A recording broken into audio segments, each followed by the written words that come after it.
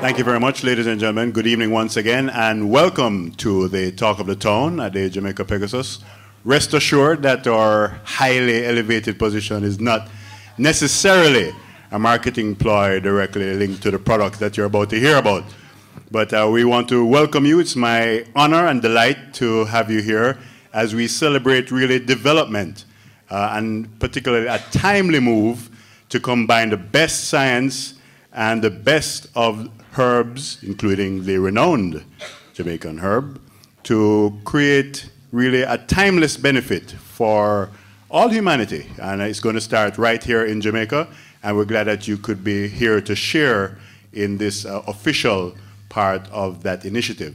My name is Michael Edwards, and again, I'm pleased to have you all here. Everybody is feeling good? No, I don't think so. Some people have not had anything to drink. Everybody feeling good? Right, so you should be feeling good. What's about to happen here is quite significant, and you're going to hear a lot more about it.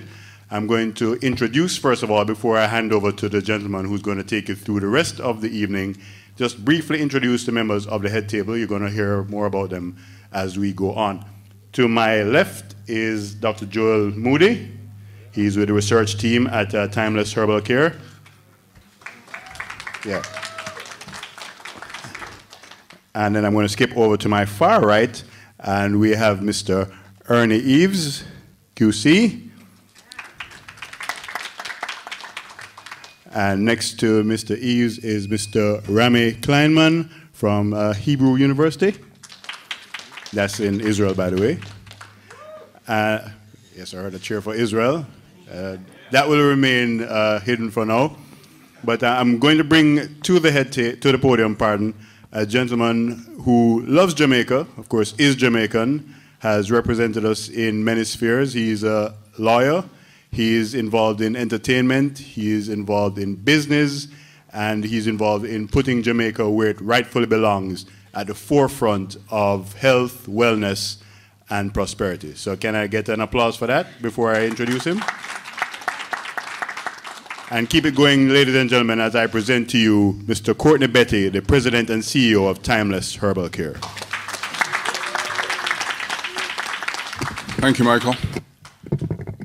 And thank everyone for being here this evening. The Minister of Justice, Mr. Mark Golding, who's just been an amazing support person in this process. And of course, the Honorable Ernie Eves, the former Premier of the Province of Ontario, and Minister of Finance, who chairs our Board of Advisors, who had to fly around the world literally to be here this evening. I really appreciate it. And, you know, for this evening, I really wanted to do things a little bit differently. And I've been known to do that, and I'm probably not going to change now. And it's really just about telling you a very short story. This is what the evening is about, and through that story, you'll get a chance to meet some of the individuals that are here. We're not into long speeches. We really wanted you to come and introduce yourselves at this point in time. Go forward. It's kind of funny, a very close friend of mine who I had dinner with yesterday said to me, you know, you've approached this sort of like a submarine. You've done a lot of work, and all of a sudden you've now emerged. And that's true. We made a strategic decision. We've been at this for 2 years. We've been fairly quiet in terms of what we're doing, but at the end of the day, what's very interesting about it is how our initial strategy or business plan that we started off with, how we've executed that minutely to the point that we're now able to come forward to you, not to say that we're going to do something, but actually to say this is what we've done and this is where we're going to go forward.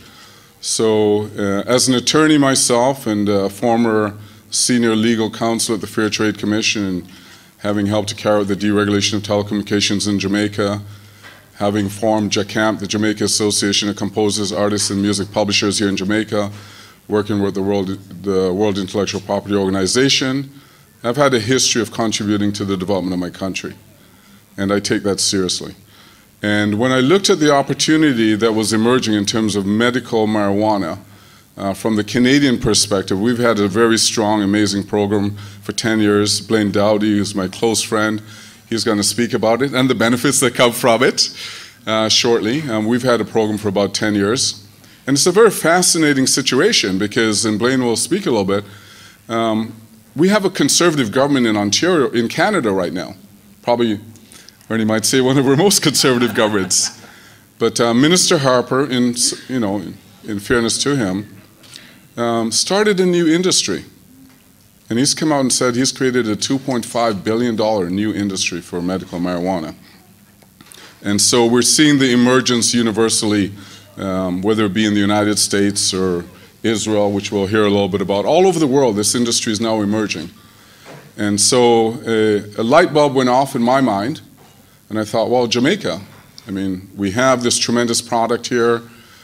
We are, interestingly enough, I was reading an article last week that the United States is saying that we're the #1 exporter of marijuana into the United States, which is fascinating. So we're already in the business. And now it's just an issue as to how do we begin to play by the new rules of the game. That's really what it comes down to, is understanding what the rules are and how do we participate in that. And so when I looked at it, and with my team of advisors and others, and they've beat me over the head. I'm a different person than I was 2 years ago, that's for sure. I've learned to listen, that's #1, and to take advice from others, and that's been a great part of my personal development. We set out with a mission, and that mission is what you're seeing today, which is really the concept, and we came up with it, of the green gold triangle. When we looked at Israel, and you'll hear about it in the tremendous work and the history that's been done in Israel, and the way that they've developed a medical marijuana program. Every time I say that to people, they think, Israel, but that's the reality. They've brought it down to a science. And we thought we'd bring the science from Israel, we combine it with the raw product, the enthusiasm, the creativity of Jamaica, and we now bring it into the international marketplace. And that's literally, we're timeless. That was our mission, that was our vision. And we came up with the slogan, the green gold triangle. And as I've moved along that path, I've been able to, not only develop a lot of friendships, but also being able to meet so many other people. Many of you are here tonight, and others internationally that have shared that vision and decided to participate along with us.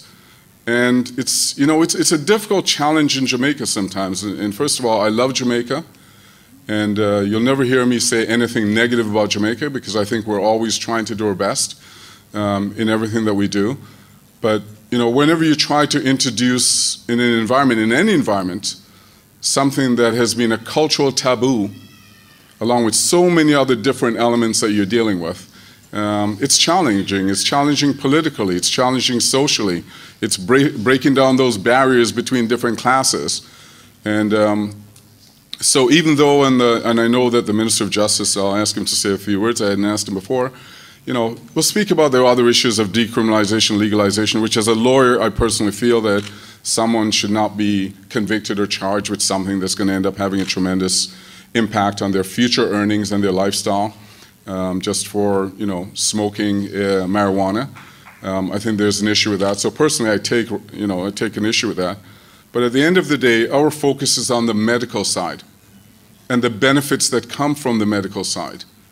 And what's fascinating about that is, and Blaine and I, we have these conversations all the time, is whether or not the THC, that component, how critical is it for the medical side? And there's a lot of research. Blaine will say, yes, it is, and there's others that may say, well, there are other components to the plant that you'll be able to bring and get some benefits. And you hear a little bit about those benefits from us here tonight. One of the things that we did, #1, that I'm really proud of, there's 2 things, and I'm going to be quiet very soon because I said I wouldn't do speeches. We brought a line of products that we've actually developed. So we've been building and working on these products so we can actually bring them to market in the nutraceutical arena, manufactured according to international standards in Canada, so we're ready to go to market with their products. We've also partnered with a local company, Roxy, just outside Brownstown. They've got a 12,000 square foot facility, and we're going to develop their facility so that they can now begin to produce to international standards, and that's part of our commitment, and they're the ones that's produced these local products for us. So that's the one thing that we're very, very strong on. The other part of it, which I had no idea literally when I started on this road, that I was going to end up where I am today, was the whole element of the research and development and the brilliance and the science and the doctors and all of this stuff. I mean, the last time I took science was probably grade 11 in high school. So, and I don't know, I think I got 54 in chemistry or something like that, some ridiculous number. So all of a sudden I now discovered that we had all these brilliant people that were here in Jamaica. We've had a Dr. Lockhart, you've had a Dr. West, you've got these minds that have been here, that have gone out, that's been way ahead in doing many things, but unfortunately our society was not supportive of them, which is kind of interesting in itself because, you know, we have been leaders because since 1974, and the Minister of Justice is here, Jamaica actually has within the legislation, medical marijuana is excluded from the definition of ganja, which means technically and legally, being a lawyer, that's my opinion, medical marijuana has been legal in Jamaica since 1974. But, you know, is we've actually gone out and built our SMART team, or scientific medical research team. And many of them are here tonight. I'm very proud in terms of Dr. Joel Modi. I'm going to have Joel just say a few words. And Dr. Lawrence Williams and the tremendous work that, that Dr. Williams has been doing here in Jamaica, and he'll say a few words. You know, but that's really where the opportunity is for us. If you can develop these products and actually have an impact on cancer, on diabetes, on autoimmune diseases, I mean, the pharmaceutical industry is one of the biggest in the world. So just think of the economic impact, the economic spin-offs that's come from that. So as we've gone down the path, we've learned and now recognize that actually the medical side, and Blaine will tell you as well, is really where there is just such a tremendous opportunity for Jamaica. We have the raw product, we've got the brilliant minds, we've got the University of the West Indies with excellent facilities. It's just something that really makes sense for us, and the timing is just perfect right now. So that in a nutshell is where we are, and so glad that, that you're all here and be able to share with us this evening what a moment that I'm very proud of, and the friendships that I've developed and the relationships that I've developed, and also my personal maturity and development that has taken place throughout this process. So I'm going to have Dr. Joel Modi. Dr. Joel Modi actually heads up our research medical team. Dr. Joel Modi will just say a few words, and then I'm going to have Dr. Williams come up and say a few words as well. Thank you very much, Courtney. I appreciate the opportunity to come and speak not only about Timeless, but as well as to the people here in the audience. Just a little bit about my interest. I'm a physician and an epidemiologist by training, and more precisely, I work with women who have ovarian cancer in Toronto.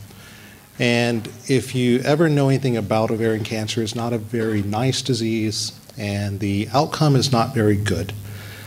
But what are the other items, aside from traditional Western medicine, that could also have a benefit around the quality of life of the women that I treat? And this is where looking at other types of natural products, other types of substances that can, in benefit or separately, provide some opportunity to help with their compliance to their chemotherapy, decreasing their nausea, such that they can actually tolerate the medicine that we give them. It all started for me many, many years ago. I'm originally from the US, Alabama to be exact, the southern US. And I remember growing up with my grandmother, who would always talk about this yellow root. And for her, this yellow root was the cure for everything, especially if you know some of the history around the southern US in the 1930s. People of color didn't have easy access to medical care. And so understanding and hearing her stories and hearing how they were using natural products to help with many of the conditions, that helped guide me into what I do today. So understanding that this knowledge has always been there. It has been told to us by our forefathers, it's been told to us by our ancestors. But for some reason, that knowledge hasn't been able to become as public as we need it to be. So allowing the science to now help revitalize that knowledge is one of the things that I'm very interested in. So working with my colleagues here, Dr. Williams, brilliant mind that is from Jamaica, and the ability to now find ways to demonstrate scientifically to move to that next step. We traditionally say from the bench to the bedside, but I want to add that next step, from the bench to the bedside to beyond. And this is the next place of where we are now going beyond the traditional aspects of what original kind of holistic idea of Medicare is about. So thank you very much. Very excited about the work that's being done and as well as the work to be done.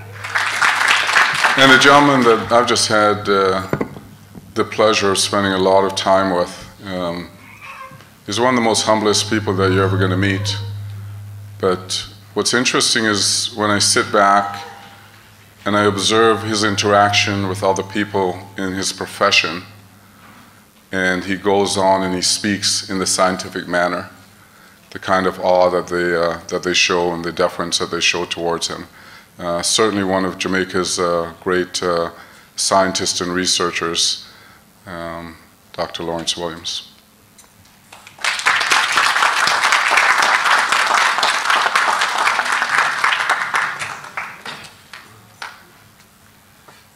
Good evening, all protocol observed.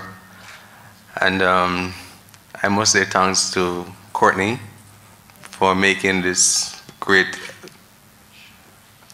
challenge that we have over the past years a reality. I think it's a reality looking at the perspective that we now stand. I have been working on guinea hen weed for 23 years, and we are just seeing the good benefits that this plant has for medicine.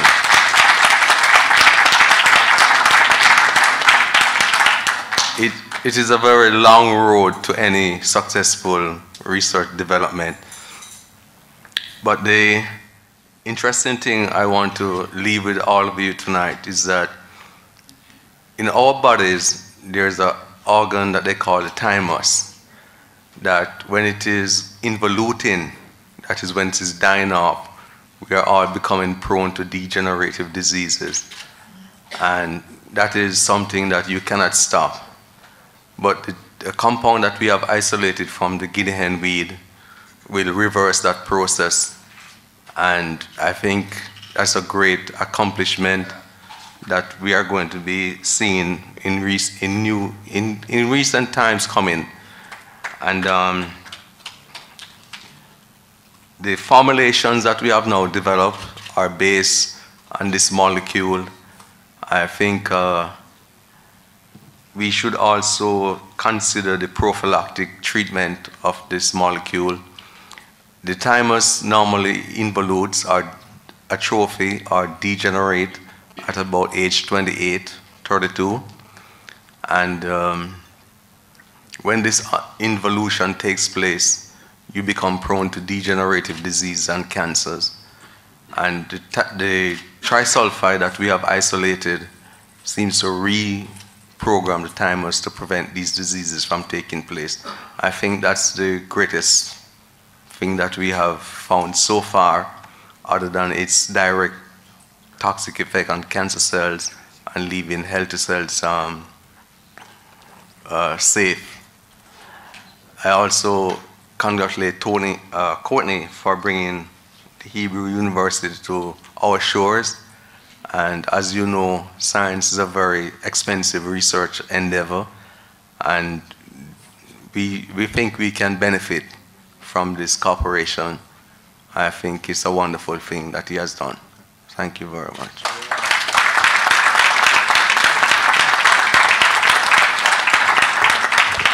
Thank you, Lawrence.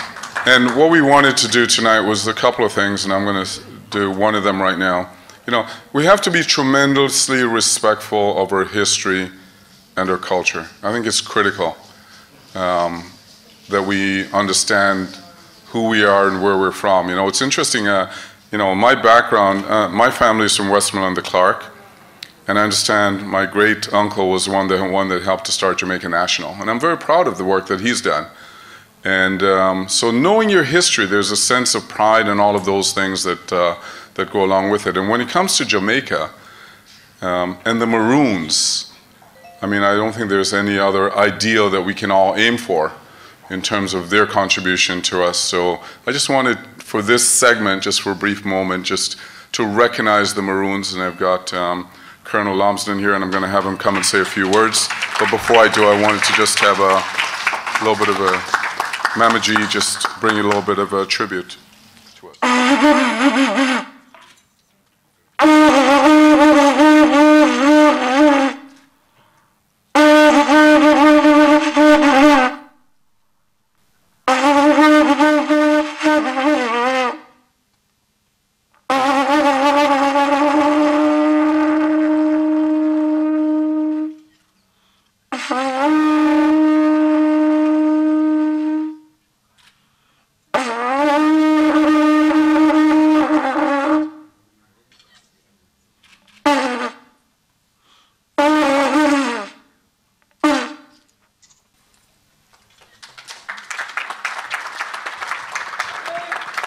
Thank you, Mama G.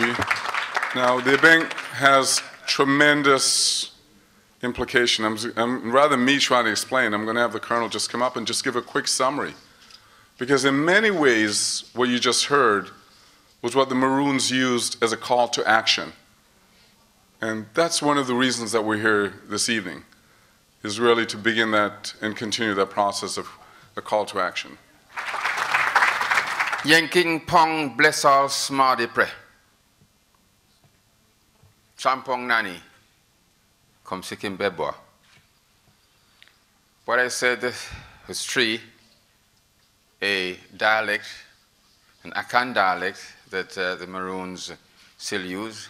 I said, God bless everyone here, and may the Queen of Heaven bless these proceedings.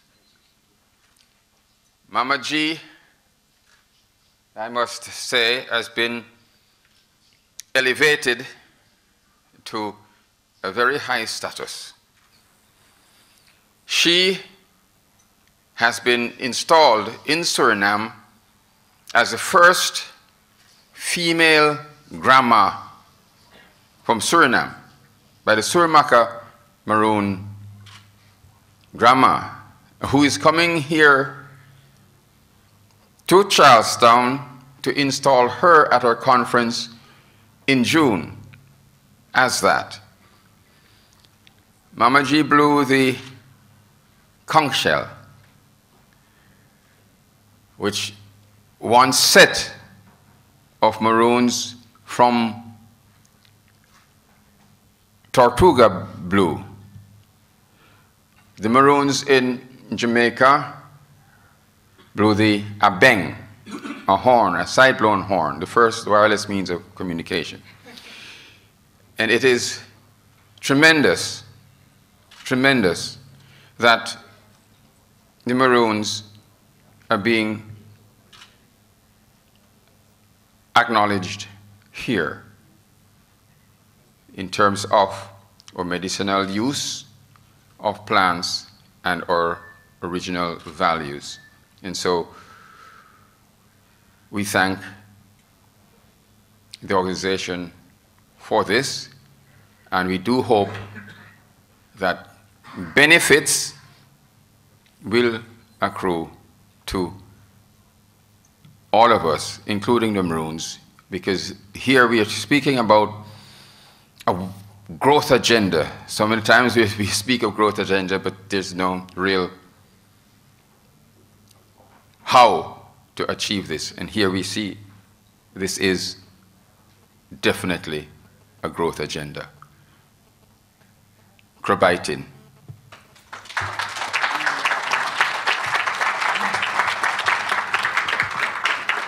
Thank you. And just as we move forward, there's really two very impressive women that are sitting in, see, I told you they're impressive, that are sitting in the audience. And I'd love to have them both come forward one at a time. I'll start with Val Rivera. Valerie is just someone I've known for probably 20 years. And I just love her. I mean, what she has done for Jamaica in working with small, mid-sized businesses and the models that she's developed. I was speaking with the Honorable Ernie Eves and the work he's done in Ontario, and now they're going to connect and talking about those things. And JBDC, they had their conference here today, but the tremendous work and enthusiasm that she's continued over the years has just been an inspiration to me, and wherever I go, I speak of her, and she knows that how much I really appreciate the work that she's doing.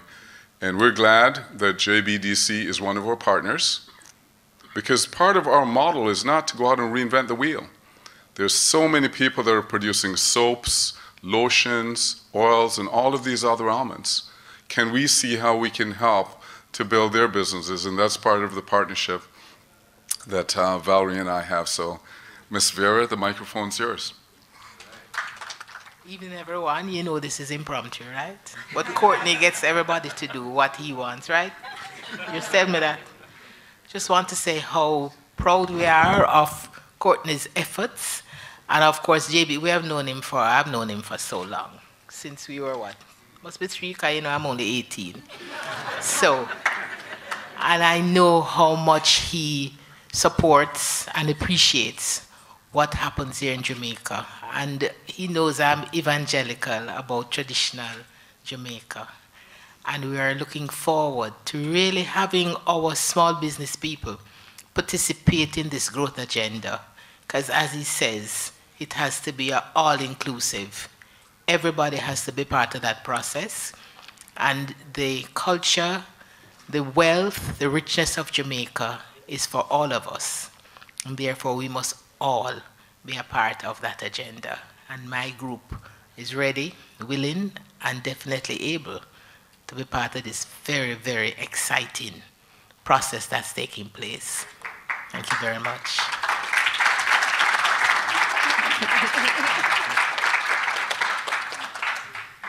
And Ms. Diane Edwards, she knows I would not be letting her go without coming and bringing a few words. I had Ms. Edwards heads up JAMPRO here in Jamaica.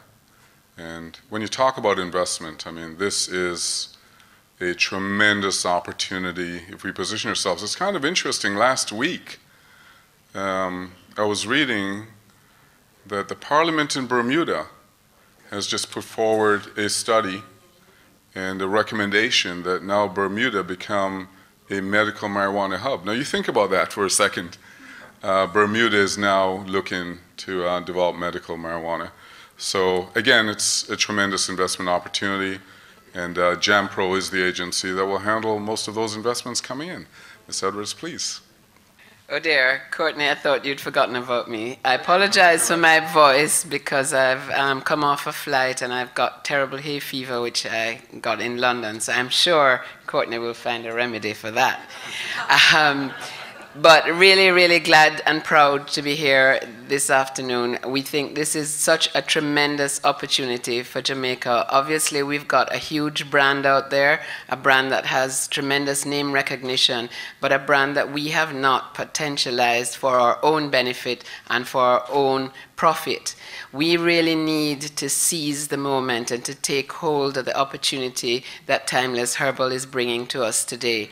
I think a lot of people have developed a lot of products, and there are a lot of branded products out there which we need to take to another level. We really need to start to understand what marketing is about, what product development is about, and this is really what JAMPRO brings to the table. It's investment on the one hand, partnership, and it's export, and we feel that this is really the birth moment of a new industry The legislation is changing, and it's time we ramp up and accelerate our own legislation to be able to take advantage of the opportunities that medical marijuana can bring. So we welcome this moment. We think it's a great moment, and we want to see this as just a small seed of a huge and burgeoning industry in which we can all participate and from which we can all profit. So great to be here, and congratulations to Timeless Herbal.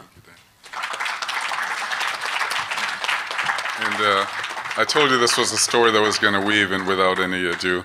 You know, we talked about the legal and regulatory framework. I had the joy, actually, of spending some time with the Minister of Justice. And it's kind of interesting as lawyers when you meet another lawyer that really is a brilliant legal mind. And so we're with him. But not just the brilliance of his mind, it was his practical approach. He understood there was an opportunity. We've got to figure out how to get the law. Sometimes, you know, they say lawyers kill all the deals. That's been the thing that works against us. But he really kind of began the process, putting together his mind. And I would just love, we hadn't planned on it, but I would just love if the Minister of Justice, Mr. Golding, would just come forward and just say a few words to us.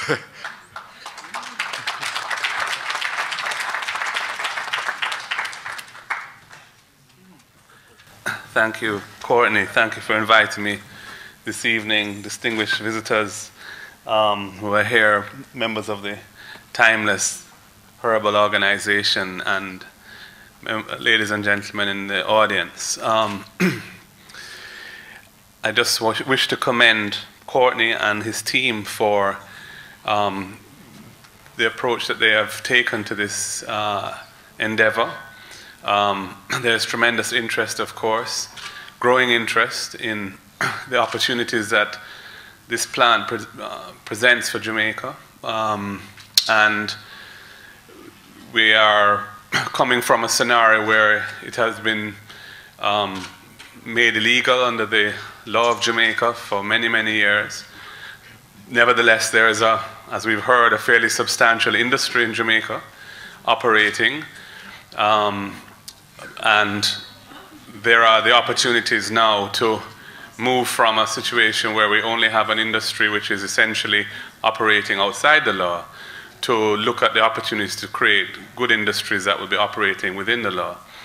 So my interest in this primarily as Minister of Justice is to try and assist the process of developing a coherent, practical, well thought through regulatory environment that will enable the opportunities that are presented by this plant to be taken advantage of by our people and our partners from overseas who we can benefit from working closely with. There are other aspects of this, of course. There are human rights aspects of, as well in terms of the use of ganja in Jamaica. And I'm also interested in that. And the Cabinet has before it, in fact, a submission from my ministry seeking to modify our law in relation to how we treat with the existing offenses of possession and smoking ganja.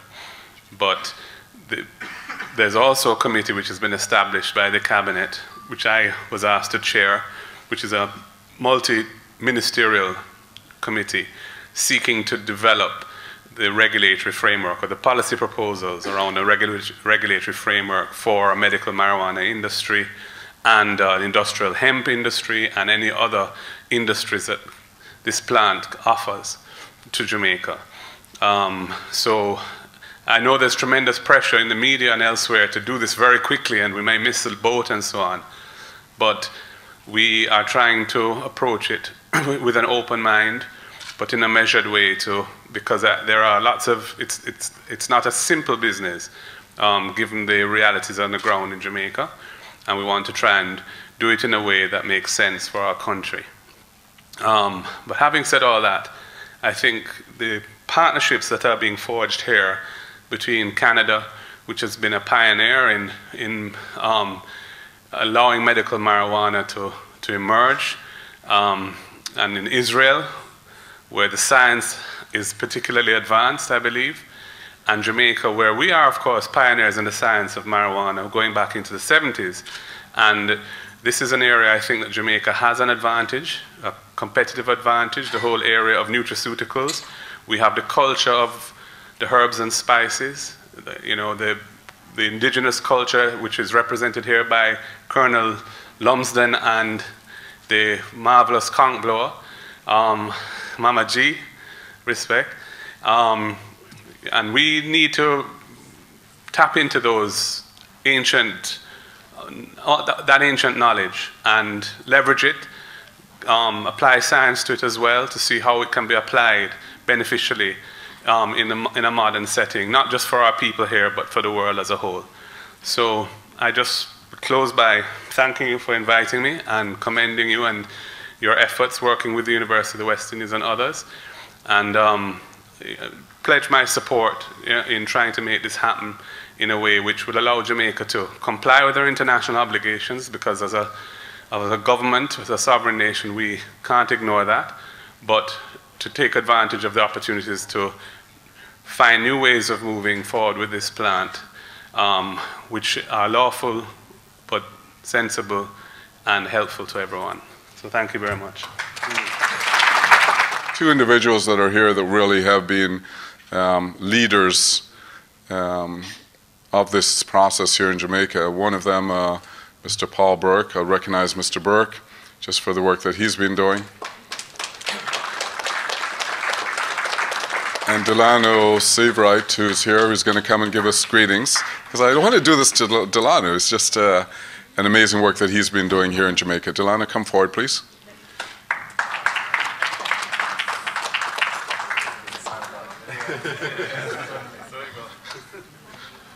Thank you, ladies and gentlemen. Thank you, Betty, for sandbagging me like that. I want to, of course, congratulate Mr. Betty, the team here from Canada and elsewhere, Dr. Lawrence Williams, who's also here. I want to thank you all for being here today.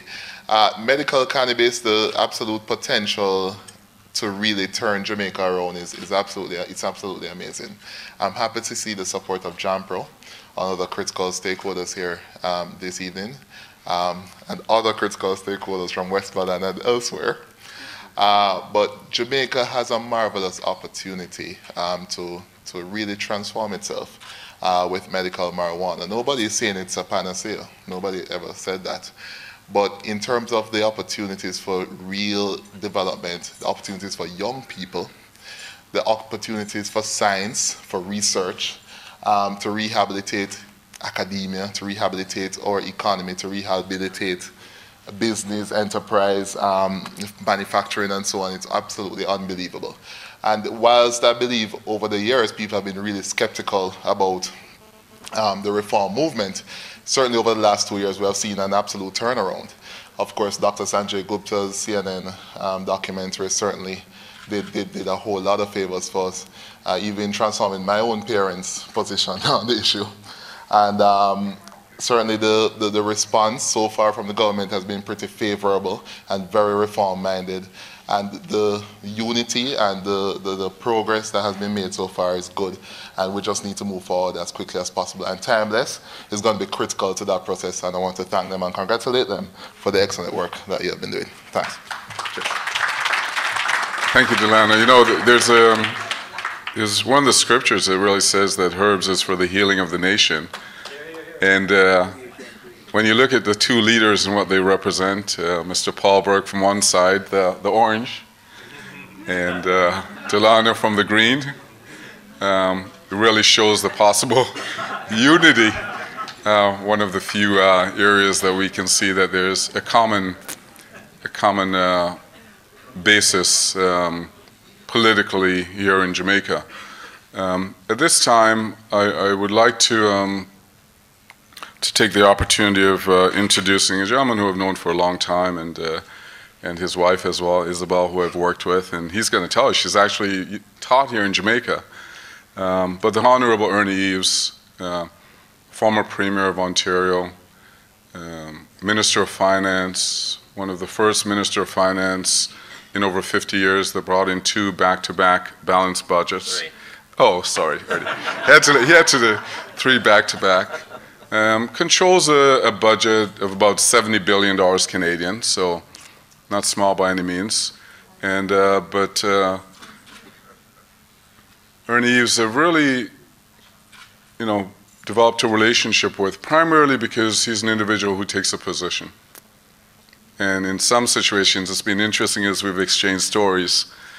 He's done that when others have disagreed within his own party or other things, but he felt it was the right thing to do.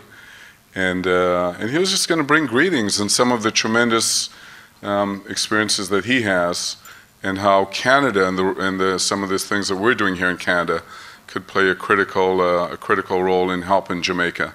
So the chairperson of our board of advisors, the Honorable Ernie Eves.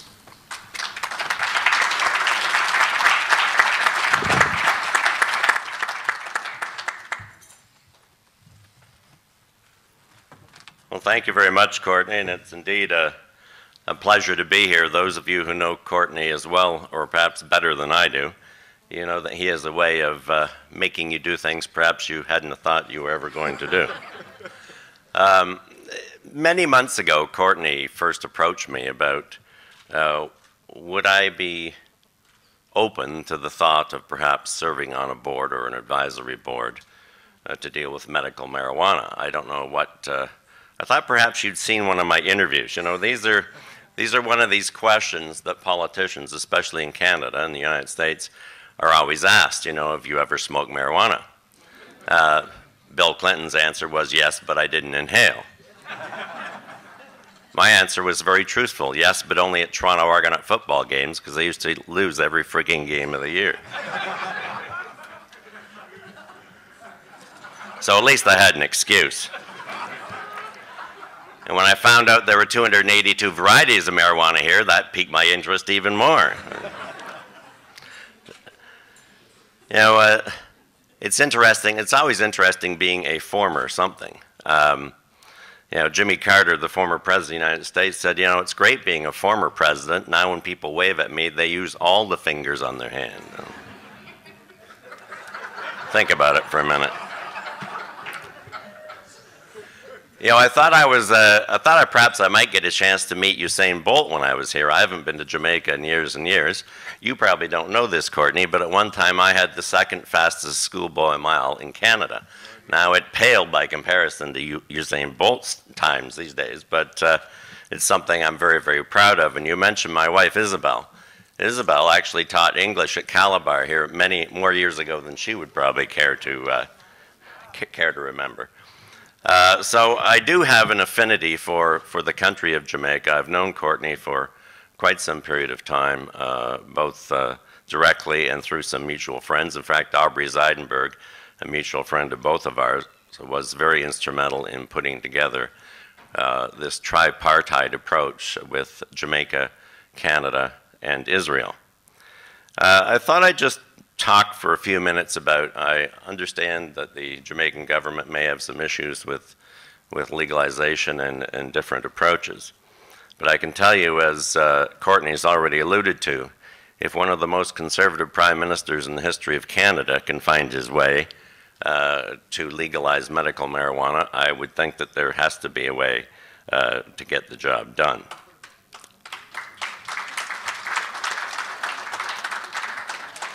You know, when I was Minister of Finance, I think that there are many, many opportunities here that I see.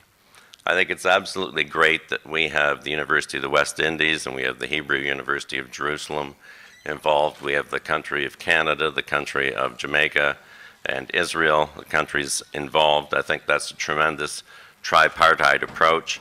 There are relationships between Canada and Jamaica that go back many, many decades. In fact, as Courtney pointed out, the Bank of Nova Scotia really got its international start here in Jamaica and still is a huge, huge presence in the Caribbean region. I believe that they're the largest foreign bank in the Caribbean region, period.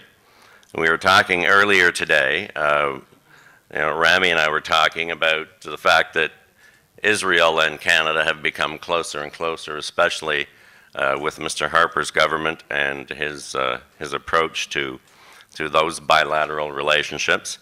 But I think when you look around the room here and you see the tremendous potential, Dr. Williams has got a tremendous, tremendous background, a great, great mind. And we were talking earlier today with Dr. Moody as well. I just see some tremendous potential here for what I would call triple P partnerships, which we did quite successfully when I was Minister of Finance. I introduced several programs, one called the Research and Development Challenge Fund. The government put in something like $2.5 billion, and they encouraged the private sector to invest and universities to invest. At the end of the day, we generated between $25 and $50 billion worth of economic activity in the province of Ontario. Similarly, we launched a very similar program called the Innovation Trust Fund, which encouraged people to develop new products, come up with new services, and that was a very similar situation. And again, we started with $2.5 billion and ended up with well over $20 or $30 billion in economic activity. But more importantly, what came out of that were several significant projects in healthcare. The University Health Network on University Avenue in Toronto, Ontario, is probably one of the most successful, most advanced medical research areas, with a combination of 5 different hospitals doing many, many things, from Cancer Care Ontario to all kinds of different things. And one thing that I'm particularly proud of is the Mars project, which I started. And that is a building which has now grown to about 3 buildings, occupying literally tens of thousands of square feet. And these are individuals, professionals, individuals from every walk of life, from bankers to scientists, from researchers to investment bankers. They all operate under one roof. They get together, they're together all the time. They get together for lunch, they have coffee, they exchange ideas, and the amount of research and development and new innovative technology that has created has been absolutely phenomenal. So I would love to have the opportunity to work with some of you to develop some of that here in Jamaica so that everybody can benefit in the long run. You know, I could go on, but I'm going to shut up. I'm not in politics anymore. There are many, many things that I could go on about, and I'm sure that hopefully we're going to get a chance to talk about those individually, one-on-one, at great length later. You know, Courtney reminded me of an individual who is not particularly, he's selfless. He doesn't look out for himself. He's always trying to get the best out of others. And Harry Truman once said that you can accomplish a lot of things in life if you don't care who gets the credit. Courtney, I think we're going to accomplish a lot of things. Thank you.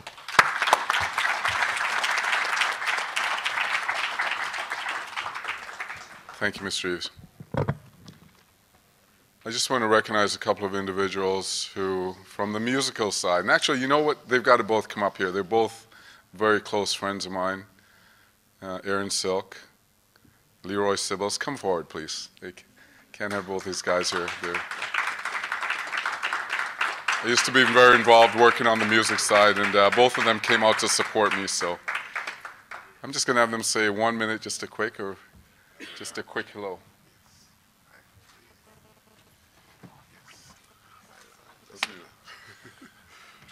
I want to say good evening to each and everyone. Yes, good evening. And I had to be here, you know. I've been smoking illegal marijuana from I was 16, you know. And look at me, you know. So that's my support.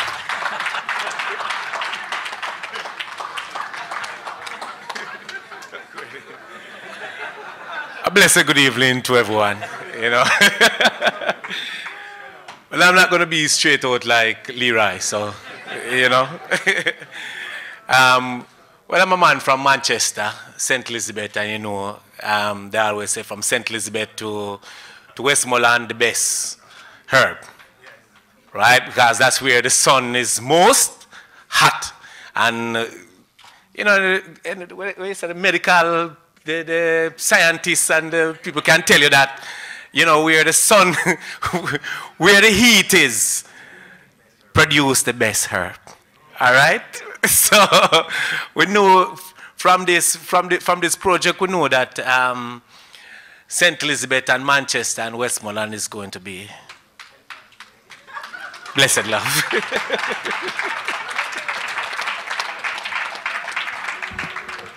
And while we're on the friendship side, you know, I sit on the Mayor's Committee for Economic Development in Toronto.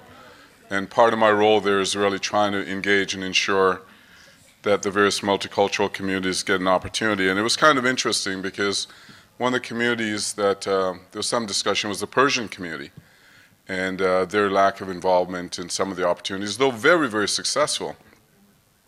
And so I decided that that was one of the ways I would try and get them engaged in creating some opportunities. And so we had an initial meeting. I remember it was a snowstorm day. And we started building some bridges. And just by chance, very sheeply, I kind of mentioned to them that I was doing this medical marijuana project in Jamaica. They're all here to support me. If you can all stand, they flew in. Stand up, please. Come on. And what was interesting, because when you do a project like this, it's not just a vision and a mission. There's capital that's required. And they just stepped up to the plate. They said, what do you need to actually make this happen? And so it's a real pleasure to actually have them here in Jamaica. They've supported me on the other side, and I'm great that they're here to participate and support me as well.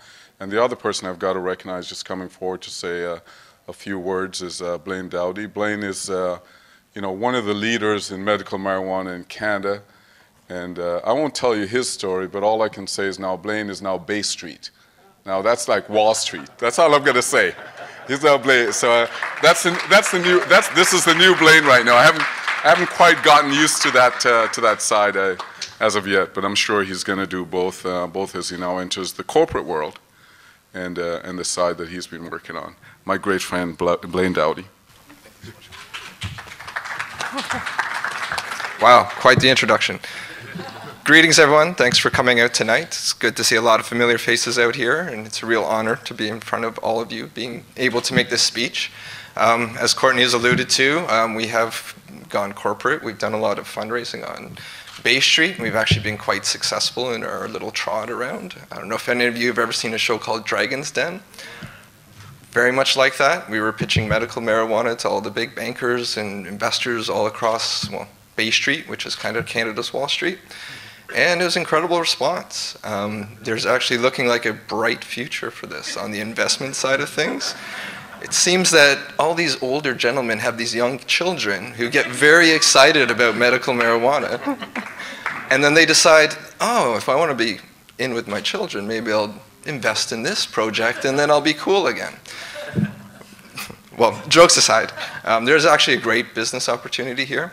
In Canada, we have created a legal medical marijuana marketplace. It is a free market.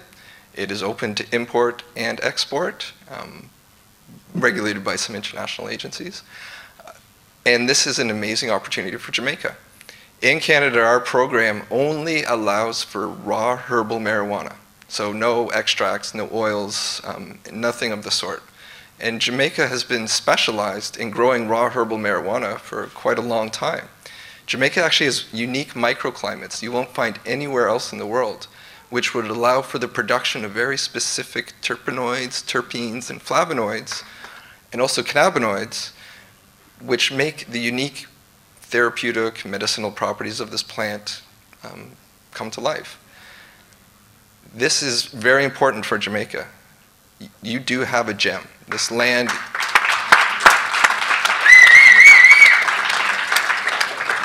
has been chosen, I don't know who by, maybe by, to produce some very, very good ganja and to produce some very good ambassadors to bring medical ganja or ganja to the world in a way that made it acceptable and really opened doors and inspired people such as myself in order to make healing of the nations through using medical marijuana a part of their life's mission. I'm very excited and very thankful to be here today with Courtney and everyone. When I met Courtney a while back, he said how things were changing in Jamaica. It's a great opportunity. I kind of know a little bit about Jamaican history, and I wasn't quite sure that things were going to change. I wasn't quite sure which direction they were going to go. I was actually quite afraid that you're going to have a whole bunch of people come in, just take over, make all the money, and take off.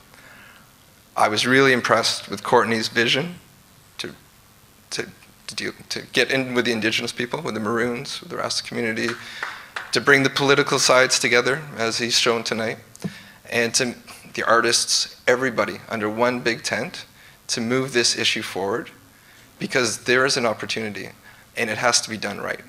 So I just really want to thank everyone here tonight for coming out and for being a part of this. And I'd like to say, we at MedCan Access fully support Timeless, and we are waiting.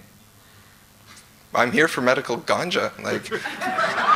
Apparently you grow a little bit of it, but I still can't bring it to my country. So I'm looking to see that change, and I'm really excited to see that change quickly. So yeah, thank you all for coming out, and take care.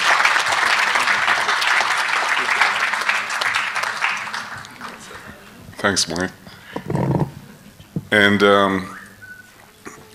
so our special guest speaker this evening, before I recognize some of the other individual here, is Rami, who is, we actually started down this path, and I've been involved in working with the Jewish community in Toronto. And it was just amazing, the biggest part of it, and I spoke a little bit, there'll be a book someday about this all. Has been the spiritual aspects of this journey. And I'll just throw that out there, because at every single point that we've moved forward in our vision, we've been fortunate in meeting the right people.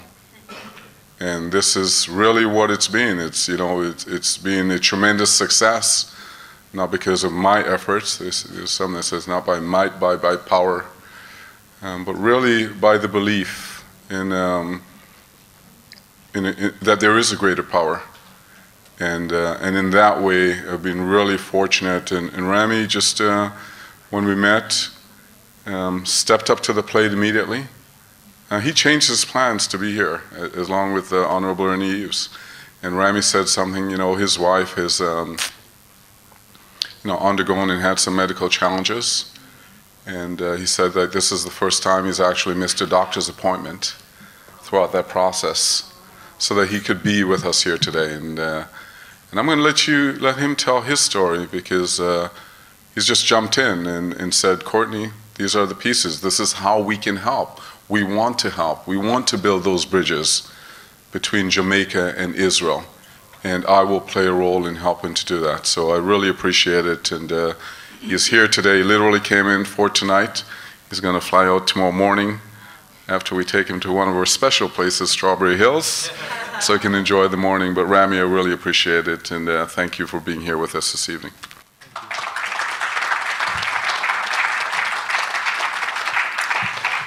Thank you, Courtney. It's truly a great pleasure for me to be here, both representing Hebrew University and Israel. I think that I've been sitting here and trying to really sense this unique feeling and atmosphere. And, Israel is a place with a lot of challenges, but somehow the secret for success is to recognize your disadvantage and to leverage them. And to go to the place where you think you're most not successful and you're able to turn them into a success story. And I think that's what we see here is something very, very similar. But what particularly was really almost fascinating and impressive for me is the holistic approach and the inclusiveness of everybody in this initiative. And it's remind me very famous to me at least, verse of Psalms in the Old Testament that talk about a tree that's have very deep roots and very few branches, and a tree that is beautiful with a lot of branches and beautiful leaves, but short roots. And the story is that in the first storm this beautiful tree will fall, and the tree that has deep roots will survive any storm in the world. And we are people that's coming from deep roots, and you're people that's coming from deep roots. And no matter how advanced science can be, science, the achievements of science, success in science will be always combine spirits and knowledge. And curiosity is the driving force behind it. The need to know, the need to drill down. But what represent the spirits is your roots. And I feel, first of all, and I never had this opportunity as a Jew, as an Israeli, to come to this wonderful country, who for years was a safe haven to the Jewish people who escaped tragedies and dangers in other countries. And here in Jamaica, there is one of the oldest synagogues in the Western Hemisphere. And I know it was in some stage a very flourishing Jewish community with 9 synagogues. Until today, Jews are always felt welcome. And I think that as not even as a token of appreciation, but it's a natural that we'll be able to join forces between Israel and Jamaica and bring the best of Jamaica and the best of Israel together. Because today, it's not about what I as an individual can do. Is where we're going to identify the best part that exists anywhere and create a strategy that will align all of it together and then create a success story. And I think that this is really what the uniqueness of this initiative, and of course, Courtney is heading it. He is really turning every stone to find where's the best, how we can create a team that will be able to lead the world. Jamaica is a treasure country for herbal and marijuana. And I think that today, what the signals that we're getting, that's the world is ready. The world is ready for the change. And I think that if we look at the Hebrew University and the knowledge that's created by the Hebrew University, and I can just name few of them because there is a lot you don't recognize, but I'm sure if I said drip irrigation, it's a product that's created a revolution in the world that's been invented at the Hebrew University. Another very famous product is the cherry tomato, and the whole revolution in agriculture, how we can yield more and how we can keep a tomato on the shelf for 3 weeks or a pepper for 4 weeks even, before ruin. And if we're going into medication, we can talk about the first medication for Alzheimer and Doxil for drug delivering system for, I'm sure you know and you're familiar, for ovarian cancer. Total revenues from sales of product created at the Hebrew University is over $2 billion a year. And we prove that science can live very well with money. Today, most of the university, have a separating approach that say, we are scientists, and science is science, and economy is economy. In order to succeed, we need to learn how to merge both of them together, and to have a rich professor is nothing wrong with that. So the agreement that we are signing and we created is actually creating this overall strategic approach for a total collaboration that will diverse over different areas. And in order to succeed, we have so many people that has great ideas, but they never be able to succeed because they did not put the right strategy. And the collaboration that we're creating is going to address a variety of issues. First of all, is how we bring it into market in a most successful way that's every single party that's involved, from the grower to the lab to the extract to the academic, that's everybody will be able to benefit. The second,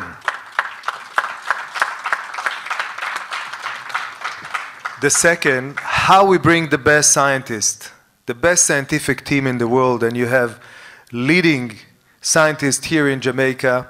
We have in Israel one of the leading scientists in the field, Dr. Rafi Meshulam, who actually owns some of the intellectual properties of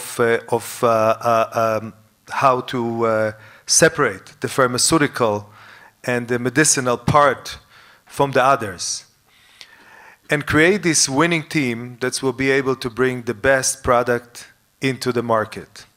Another approach that we need to take, it's not enough, because the world is a market, and if we don't put teams of scholars in international studies and in the faculty of law and diplomacy to be able to create models that will come into a country and said, here is a successful model that's worked, that's been developed by expert, you can implement it. And we have the International School for Public Health, that's we bring people from all over the world to Jerusalem to try and learn and develop models of public health, and then we will have a team that will work on developing a model how to integrate it into the healthcare. Because, you know, we are very sometimes perceiving information in a very funny way, and we had a conversation early on. When it's come to herbal and when it's come to natural product, we know very well what we're afraid of or what we shouldn't do. And we know that allergy is a big thing. And if you come to a school in North America and you take by mistake one peanut, it's going to be screams around and you're going to be thrown out. Because we recognize that peanut can kill.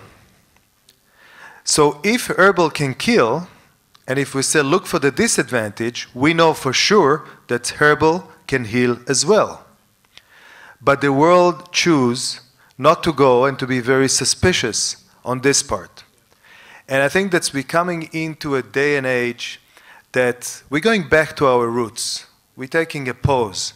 We're saying, you know, we created great things, but we created great damage. And the most important thing, which science teaches us, that's we don't know it all.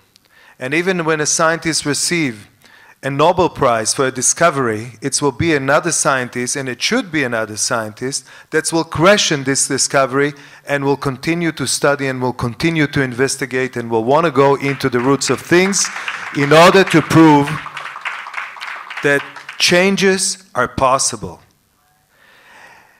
And, you know, I ask before, what make, you know, medical marijuana here in Jamaica so good?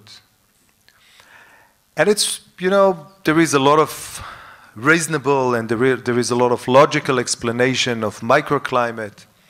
But I think that after being here for 5-6 hours, I got my answer. I think what makes it so unique is the spirit of the people of Jamaica. Because this is the most known, you know, I have a neighbor in Toronto that she managed to grow fig trees and lemon trees in Ontario. And now those Canadians said, impossible. She managed. She loved them so much that they refused to die on her. So I think that this is the secret, and we are here to partner. We are here to work with you. We are here to learn from you. And we are here to do something good to all of us, and in particular to the world. Thank you.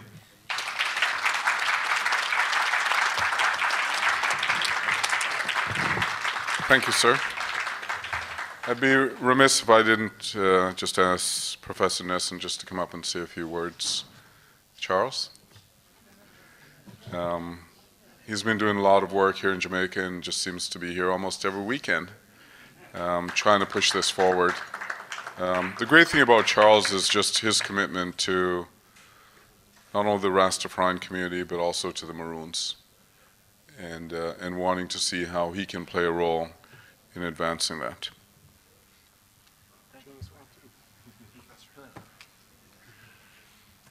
Well, I wasn't expecting to come and say hello to you all, and I'm pleased very much to meet you, Blaine, make your acquaintance directly.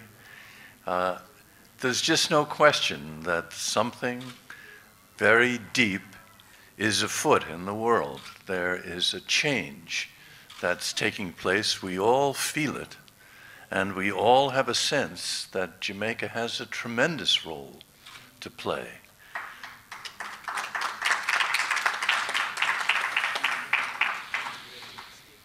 I think medical marijuana is the spear, the point of the spear that has broken through the rhetorical wall that has been held up, preventing the world from seeing the benefits of marijuana. But I also think that the medical marijuana business is just a part of what's in store for Jamaica. At least I hope that's so. I think it's possible for Jamaica to export not just marijuana, but its culture. And it's the culture as a whole, with marijuana a part of it, which gives the whole brand of Jamaica such amazing potential strength. So, Babylon be gone.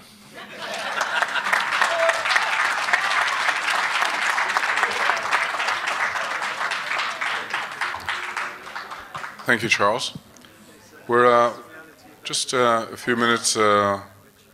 Professor McDonald will be here for the official signing.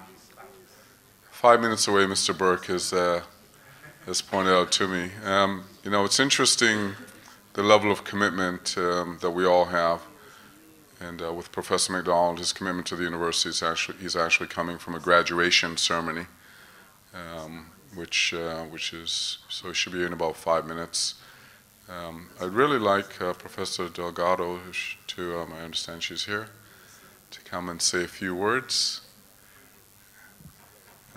She's doing some amazing work at the University of the West Indies, one of her key partners, heading up the Natural Product Institute, and along with the Tissue Culture Lab and some of the work that's happening there, are really two of Timeless key partners at the University of the West Indies. Professor Delgado.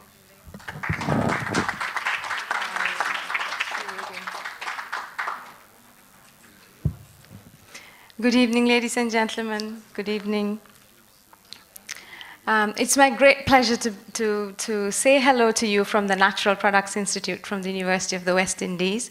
We're a small research institute dedicated to looking at the value of natural products. So Jamaica sits in a biological hotspot. And what does that mean? It means that we have endemic species, at least a quarter of our plants are endemic to Jamaica. And what does that mean? It means that a quarter of our plants only occur here. And there's a lot of value there that we need to really tap and look into. And recognizing that value and the fact that we have such wealth of information from traditional knowledge, the University of the West Indies has been engaged in natural products research for about 50 years. And so that means that natural product chemistry is quite developed at the university. In other words, chemists have been engaged in isolating compounds, looking at the structure of them. These are valuable, novel compounds that are only found here, and they have valuable medicinal properties. But it's great to look at the compounds. It's one thing to look at the compounds and know that they're there, but another to then take it and look at the biological value of them, link the chemistry to say whether, well, is there some medicinal value in there? And that's what we at the Natural Products Institute have been doing, trying to develop biological screens to try and connect the wealth of information that we have here and the value that we're sitting on to the biological value, to the medicinal value. And so it's fantastic that we are doing that. But then the next step in the value addition chain is to actually take that and make products out of it. Once you get a product, then you also have to make sure that all that chemistry and the biochemistry and the pharmacology that we've done then gets carried through to the next level and look at the safety aspect, the toxicology aspect, and make sure that what we give to the people are also safe to be looked at. So I really look forward to understanding the chemistry behind what Timeless Herbal has been doing. In addition to the valuable science they've done, I understand that they've also been doing a lot of fantastic engineering in order to get products delivered in a very valuable way to the customer. So I'm really excited at what Timeless Herbal is bringing to the market. And the other thing that's fantastic is that when you have markets like this and herbal and companies like this pushing through and forging their way through to come to Jamaica and making that path clear for us, it makes it so exciting for the scientists, because it means that all the work that we've done has a path and leading towards commercial use and leading towards value for the consumer. So I don't want to speak too long, and I just want to say congratulations to Mr. Betty, the team here, and we at the Natural Products Institute at the University of the West Indies look forward to collaborating with you and to all the exciting products, not just marijuana, but all the other exciting herbal products that we can work on. Thank you very much. And I mentioned the Biotechnology Center. Dr. Mitchell's here, and she's going to come and say a few words. And one of the things that we're planning will come out very shortly is actually a trip to Israel, taking our team from Jamaica to Israel within the next 6 to 8 weeks. And Dr. Mitchell has just been amazing, heading up the tissue culture facilities at the University of the West Indies. It has tremendous implications for this industry, where you need consistency, but you also need a means of being able to track your product as it moves through the marketplace, not just locally, not just in the production, but as it goes forward internationally. Thank you so much. I'm getting a little used to Mr. Betty now. Haven't met him before, but he has a way of being very quiet and watching you and finding out what you're good at, and then finding out how he can bring you into this idea that he has. I find it very interesting. My journey has been a long one as well. It's taken me all over the world. Was born in West Africa, in Ghana, and then traveled when I was 7 to Columbus, Ohio, and then landed in Jamaica when I was 9 years old. I've been at St. Hugh's and then university. Well, before that I did A-levels in England for 2 years and decided it was too cold and too few plants that I knew. So I came home, I went to university and met my husband, and the rest, as they say, is history. So of course I did my work with a plant that I was very used to eating in Africa, which is the yam, which is my main plant. And the tissue culture, which I also found was very fascinating, because he talks about the spirit leading. My desire has always been to feed the world. And I thought yam was perfect in that regard. And then I discovered yam had a sister where a lot of the yam varieties are medicinal. And that led me down the path into this whole thing of medicinal plants. And then I got bronchial pneumonia. And their inhalers and stuff wasn't working. And my husband said he knew of a plant in the country bush somewhere that we went looking for it and found it. And it got rid of it within a cupful. And that convinced me that, there's something in this. We've actually written a monograph on that plant now with the help of my PhD student that we share with NPI. So, you know, we've got some collaboration going on here, Mr. Pickin. Hyptis verticillata. Yes, well, you know it by John Charles, right? Okay. So, starting the research group with 99, I said, well, I want to know what's out there. I can't go and see what's out there unless I know. I found this whole area of medicinal plants a very interesting one. As you know, the long history, 1948, the university was started. Tremendous amount of work already there. So first I wanted to see what was there. And I went through all the PhD and master's theses and papers, and came up with a list of 334 plants in Jamaica that have been listed as medicinal. And then going out and doing questionnaires where we ask people how they use the plants. And we ask, you know, if you had a cold, what do you do? So it's actual usage of the plants. So we have a tremendous amount of information out there on the usage of the plant. In all the work that is done, I see my niche then. Okay, you've done all of this work, you've found out that this plant is good, you've found out guinea hen is good, then what? How do we get everybody engaged? And this is what I like about this area. You don't only have 340 plants, you have a tremendous amount of products, you have the essential oils to make, you have the farming to do. So that is where my niche is. Like I said, you have to identify the actual plant, so we can do molecular techniques with that. And then through tissue culture, we can actually keep those varieties and give the whole industry a line that says, you know, we know exactly what is going on. We have a representative of each of those plants. So he's got me excited. And I'm, again, as Dr. Delgado says, it really helps when people are pushing from the marketplace to meet up with the scientists. And I'm just really excited of going to Canada and Israel, which I hear I'm going, by the way, with my husband and maybe my kids. Yeah. Anyway, thank you so much.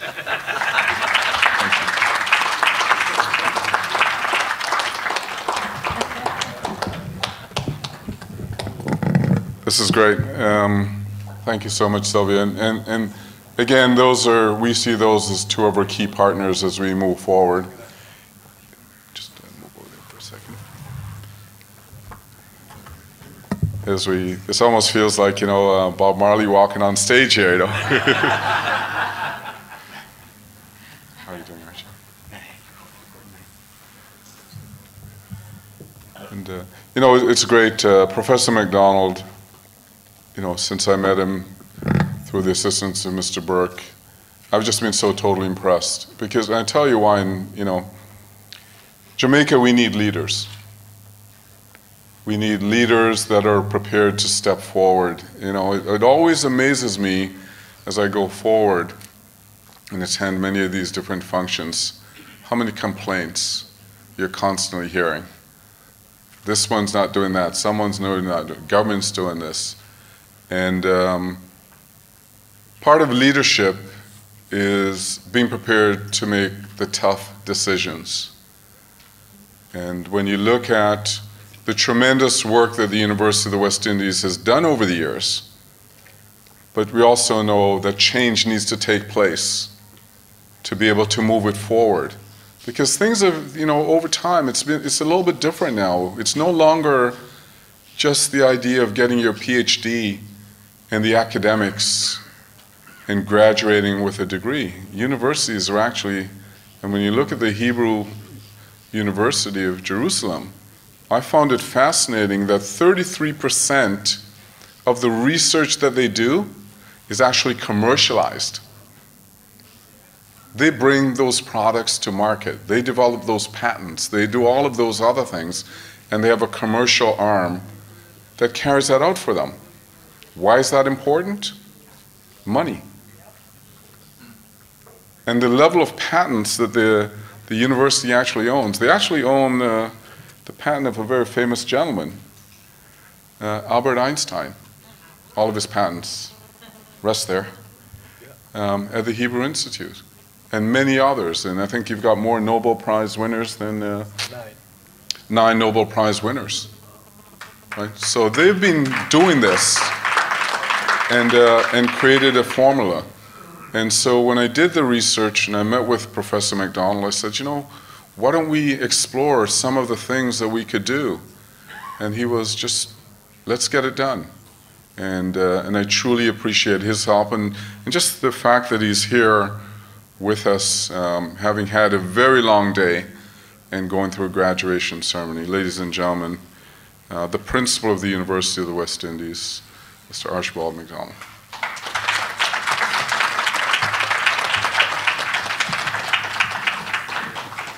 Thank you, Courtney, for your kind words. It has been an extremely hectic day. This is, I believe, the most hectic day in a very hectic life. So let me apologize for being late, but I'm very happy that I was able to be here. On behalf of the University of the West Indies, Mona campus, let me say thanks to Timeless Herbal Care Limited and the Hebrew University of Jerusalem for giving us the opportunity to participate in this initiative. The University of the West Indies is excited about this opportunity. As most of you, those of you who are from Jamaica would have heard me at my induction, made the point that the university really, during my tenure as principal, would change its focus. We have done excellent work. It's undoubtedly, we are indeed the leading tertiary institution in the Caribbean, certainly in the English-speaking Caribbean. And when one considers the number of outstanding individuals not just in the Caribbean, but across the world. In the Caribbean, we have trained, I don't know how many prime ministers we have trained, government ministers, doctors, lawyers, teachers, everybody, and even some beauty queens we have trained. So that is really an easy argument to make. However, we have been criticized in the past for being too theoretical. And at the time when it was announced that I would take up the post of principal, there was some self-criticism. I criticized my own institution and made the point that we could have done more to positively impact Jamaica's development. And therefore, what we have done is to change our emphasis in research to more practical research. We now do research which has the potential to have a positive impact on Jamaica's development. And those of you who have been reading the newspapers and so on and have been attending our many functions would have heard about the many or foray into new areas like the growing of and processing of cassava, our foray now into ganja research, which is what largely this partnership is about, not only Courtney, but largely what it is about.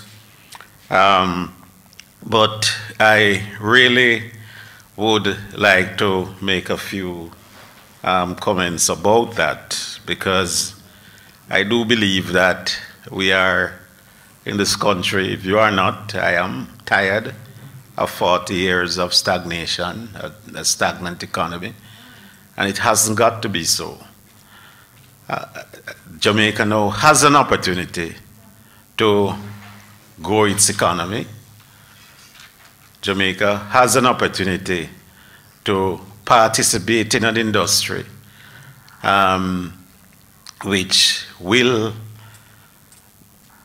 move our GDP from negative into positive territory and into the sort of growth which we can achieve to enable our people to have a better standard of life. And I believe that the time is now if we are to benefit from this. Let me tell you, I think most of you would have heard about some other partnerships which we have formed going forward. Some of you would have known that we have also formed a partnership with Strains of Hope, and it's waiting on the permission from the government of Jamaica to import those plants, Charlotte's Web, into Jamaica.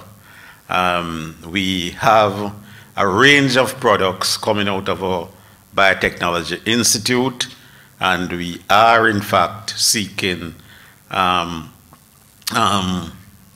private or even public partners to put those items on the market. I'm looking around the room to see if I see Professor Asivota, but we have products coming out of yam. I now know that we have 27 varieties of yam in Jamaica, and I'm a surgeon, those of you who don't know, so I know there's a variety of yam, and Professor Asimoto has extracted a compound from that variety of yam which shows significant activity against cancer cells. And when I speak with authority, because as a researcher myself, she showed me her slides, she showed me the compound, and it is significant. It killed some more than 95% of the cancer cells on the slide, and that is just one. There are other exciting things that we're doing with ginger and the peel of arsenic and so on and so forth. So when I said that the emphasis would be on research to impact Jamaica's development, I was serious about it, and that is the road that we are now traveling. I am thankful for Courtney for agreeing to partner with us because it is again an example of a private entity which is partnering with the University of the West Indies, and we are seeking more private partners, and you know why. I see the Minister Golden here. I see the President of JAMPRO all sitting in the front seat, and you know why. Because in order to finance our projects, we need the assistance of the private sector at this point in time, because we know the situation with the IMF agreement and the Jamaican government, that they're operating in a very, very tight fiscal space. So we are seeking partners, and it is in that context that I thank Courtney for giving us this opportunity. He's now one of many private partners which we have. I see he has a number of products over here, so I look forward to viewing them. So later on tonight. Tonight, I believe, if you have not already said so, we'll be signing a memorandum of understanding, a three-way memorandum of understanding between the University of the West Indies Mona campus, Herbal, Timeless Herbal Care Limited, and the Hebrew University of Jerusalem. It's peculiar, isn't it? Our researchers, some of them I see in the audience, despite the light in my eyes. I see some of our researchers in the audience, and I do know that they are excited and they are waiting and very enthusiastic about working with you as our international partners. We have the expertise, we have the facilities. Over the past few years, we have painstakingly been upgrading our facilities, and those of you who have not toured our facilities, I invite you to do so. We have probably the best facilities in the teaching and learning complex with 46 research labs. And if you were to tour that facility, you will see it's not just the building. If you look at the equipment which we have there, so this is what we have been quietly doing in recent years. So we have the expertise, we have the facilities, we have the equipment, we have the technology, and we are now anxiously waiting to partner with you as our international partners. So ladies and gentlemen, I came late, so I don't really want to detain you any longer. Let me, on behalf of the university, thank all of you for being here to witness this historic signing between Timeless Herbal Care Limited, the Hebrew University of Jerusalem, and the University of the West Indies. Thank you very much.